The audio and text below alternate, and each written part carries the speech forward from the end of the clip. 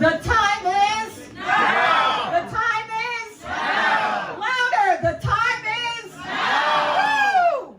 Bonsoir, France for Bernie.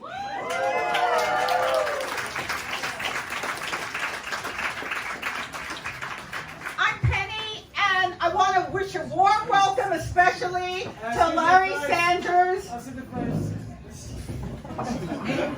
and to his partner Janet, and a record number of France for Bernie volunteers, and all of whom are dedicated to ensuring that Bernie Sanders is the next president of the United States. Welcome to all. Just a quick word about format and housekeeping before we get to the main part of the program. On housekeeping, this is going to be more, well, first on format. This is going to be more like an informal Paris town hall. We're going to have opening remarks from Larry, followed by interview questions presented by Claudia. Then we're going to have some announcements, including how you can get involved in France for Bernie. Then we're going to open up the floor for your questions and discussion. And finally, at the end, we hope you'll join us up front for a big group photo, and then socializing together to raise a glass for Bernie and his win in 2020. A few housekeeping details. Your cooperation is greatly appreciated in several things. Not shouting out, not respecting one another throughout, waiting to be recognized, and also, since our venue is free from Patrick's Le Ballon Vert, which we greatly appreciate, we ask that you buy a drink, have a meal. Their food is very good. Don't forget to pay, and of course, don't forget to tip. So, Larry Sanders. Larry is the Green Party England and Wales spokesperson for health and social care. He's Bernie's, or Bernard as he calls him, older brother, and he has lived in the UK since 1969. Larry's a retired social worker and lecturer in social care law. He studied at Brooklyn College, Oxford University, and he also holds a doctorate in law from Harvard Law School. Larry has spent his entire career advocating for people with disabilities and their carers. As many of you know, Larry was a delegate to the 2016 Democratic National Convention, where he cast Democrats Abroad's votes for his brother. Claudia.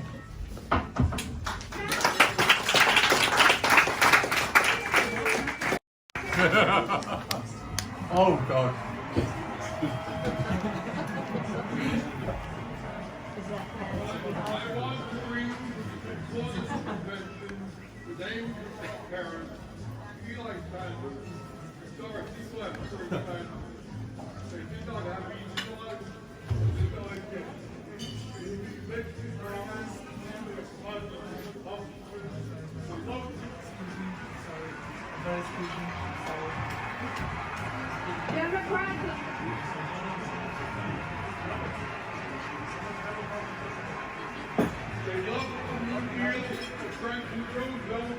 We'll be especially proud that Bernard's been doing that business.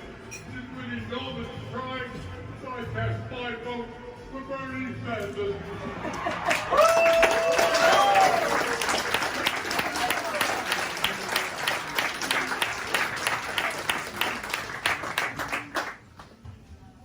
And without further ado, a warm welcome for Larry Sanders.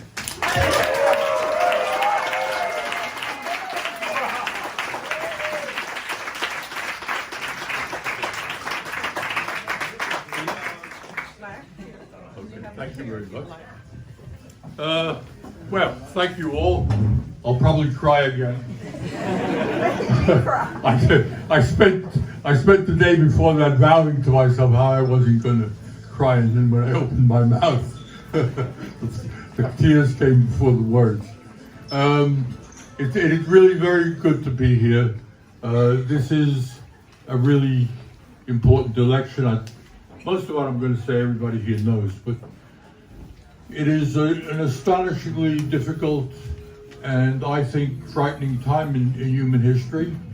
It's not a time for despair, but it is a time to take it seriously.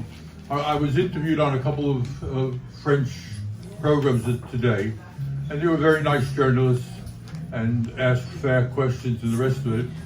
But I realized the tone was wrong. The tone was, oh, here's an interesting election. Here's somebody who's got a bit of an interesting connection to it, and we're going to have a little TV or radio program about it. And it was only afterwards I thought, that's wrong. We're not in that position. This is not just an election with interesting characters and all the rest of that stuff. This is really, really very big. And we know this, perhaps the starting point is Trump. We've had some really bad presidents. But Trump is in a league of his own. And his capacity for disregarding law, his total insensitivity to the needs of the country, his racism, his lying are frightening. But on top of that, we have a genuine crisis in our climate. Again, everybody except a moron like Trump knows that. Hey Larry, say it a little louder. Okay, sorry. Say Trump is a jerk. Do you think that's what I think? Oh. So, yes, the climate. I mean, we had that, there was another jerk in Australia, their Prime Minister, explaining how there was nothing to worry about in the climate, while there's, I don't know how many hundreds of thousands of acres of Australia were going up in flames. Saying Trump is not the only one. It is a world failure so far to take seriously what we know needs to be done. And Bernard's Green New Deal is such a good document. I'm in the Green Party in UK. We've been making this story for 30 years. If we'd started 30 years ago, it would have been undoubtedly we'd have solved the climate problem without any great dislocation. But we didn't start 30 years ago. We didn't start 10 years ago, and we haven't really started yet. But Bernard's Green New Deal is astonishing. First, it's green, which means that we're going away from fossil fuels to renewable energy. And it turns out that it's being easier than expected. With the turbines, particularly those that offshore, but the ones onshore as well, solar energy, we haven't even really tapped many of the other sources. So we can do that. If we're serious about it, we can do that. And Bernard's plan does that in 10 years, which is what the scientists say we would need in order to stay below 2 degrees increase. And we know roughly what, well, we probably don't know, but we fear what's going to happen at 2 degrees increase. We've seen what's happened at a tiny increase all around the world in floods and droughts and fires.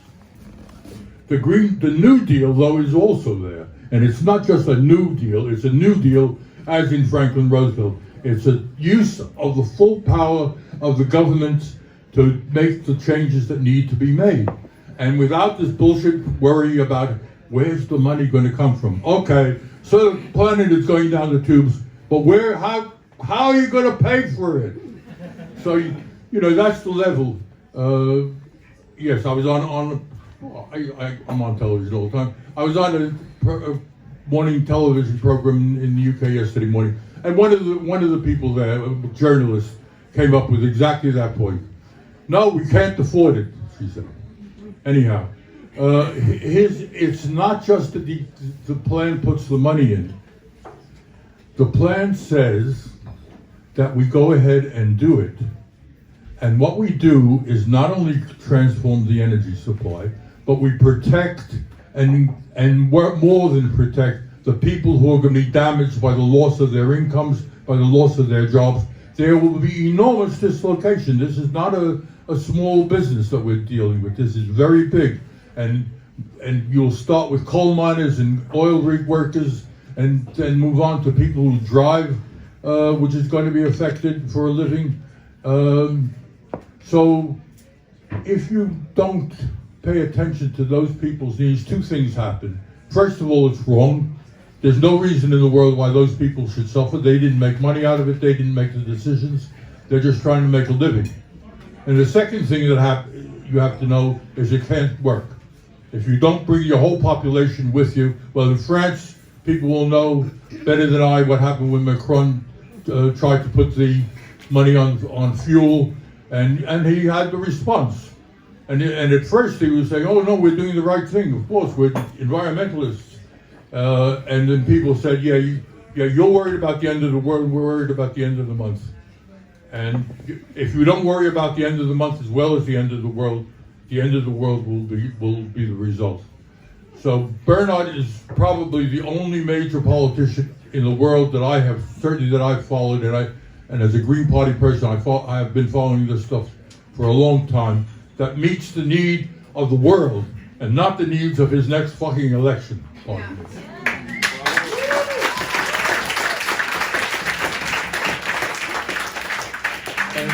And the second big area of Bernard's campaigning, again, part of it touches me very particularly closely, is the growth of inequality and poverty.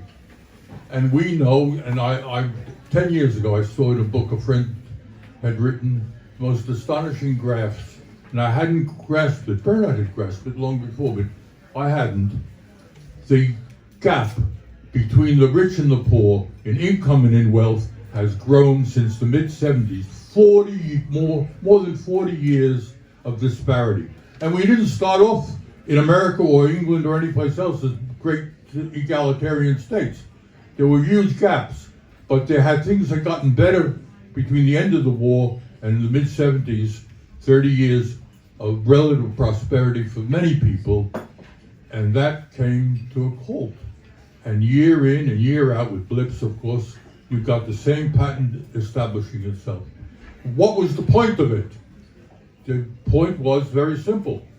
The people who had the power, directly through their companies, indirectly through control of the governments, decided that the move towards equality that had taken root was not good for them. And they won. They won the battle then. The Reagans and the Thatchers, and you will know many more names, I'm sure. They won the battle. It was a class war of a classical type, and they won it. And of course, Bernard is on issue after issue. Not merely that he said we're going to reverse that shift of wealth and income, but he's come up with the detailed ways, one after another, of practical things that you have to do. Okay, you can't have a reasonable society unless you have a reasonable minimum wage. If somebody goes to work, they need to earn enough to live on, right? Why not? So he's got the $15 an hour minimum wage. Actually, I think he's going to have to put that up. But nonetheless, compared to what goes before it, it's a gigantic step forward. Within that whole area, there's the concept of the job guarantee. Generations of people like us and our parents and grandparents have feared what happens if the local factory closes down? What happens if my job goes? What happens if the national economy dips for a while? What do I do? And you're thrown on the heat, you get a minimum amount to keep alive if you're lucky, and so on. So what's the solution to that? Not difficult. Guarantee of a job paying at least the minimum wage, working for the government, doing useful things. There are tons of useful things. Everybody in this room knows things that they wish their government was doing. And you don't do anything without the people to do it, and the people to do it are there. We have them. If they may move over from more crap jobs. They may not be bottling water anymore, or whatever is your particular thing that you think is wasteful and stupid. So, And it goes on, but the one I wanted to focus on for a minute was the Medicare for All. Now, the Medicare for All is very important politically in a way, because Medicare for All, getting rid of all the private insurance companies is essential, and any politician who hasn't grasped that, or who is pretending not to have grasped that, is not deserving of consideration.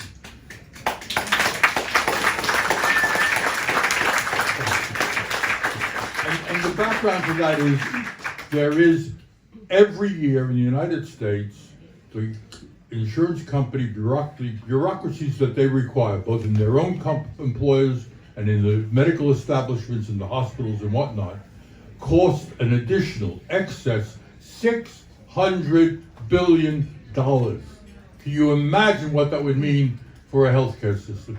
Everybody outside the system is in. Everybody inadequately covered is in. You have the best coverage in the world. You have what Bernard has put into his Medicare for All. You have long-term care. So it's not just what happens when you're in the hospital. It's what happens to give you a chance for a decent life, even if you're disabled. And so that $600 billion. Anybody who pretends that you can't change the system, that you can change the system, that you can have a decent system without getting your hands on that $600 billion is utterly wrong. And it was very embarrassing to see that all those candidates, one after another, dropped the Medicare for All. And I'm disappointed that Elizabeth Warren, who in many ways is a powerful, good politician, got frightened out of part of it anyhow. And hopefully she'll come back. But that's, and the reason I said that that's kind of near my heart is as the healthcare and social care have been my thing for main object of work for 25 years. And as a spokesperson for the Green Party, that's my area of care. And Bernard's plan puts us ahead, would put the United States ahead instead of disgracefully behind. And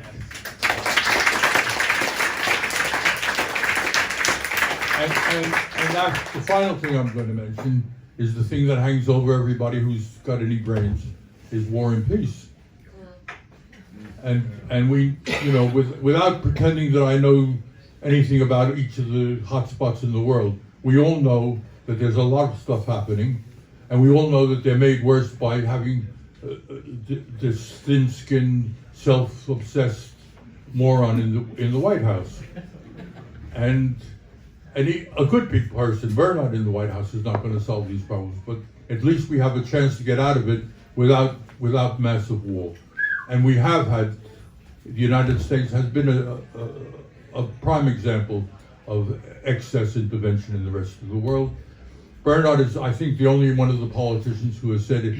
It's not just Iraq, which by now everybody agrees was crazy and expensive and brutal and cost so many lives of many nations, actually. But it goes back behind that. And he goes back about the decision to run South America and Central America, and the coups in Iran that are the direct cause of the constant unrest and difficulty in that country, going back to the CIA run coup that overthrew a democratically elected government whose crime was that it wanted to have the proceeds from oil go back to that country rather than to the United States and Britain in the 1950s. So Bernard is the one who knows that, is willing to say that. He's got a steady grip. He's not obsessed. Well, I'm not going to go into that. We have an example of a difference, nearly total difference. So we face some of those dire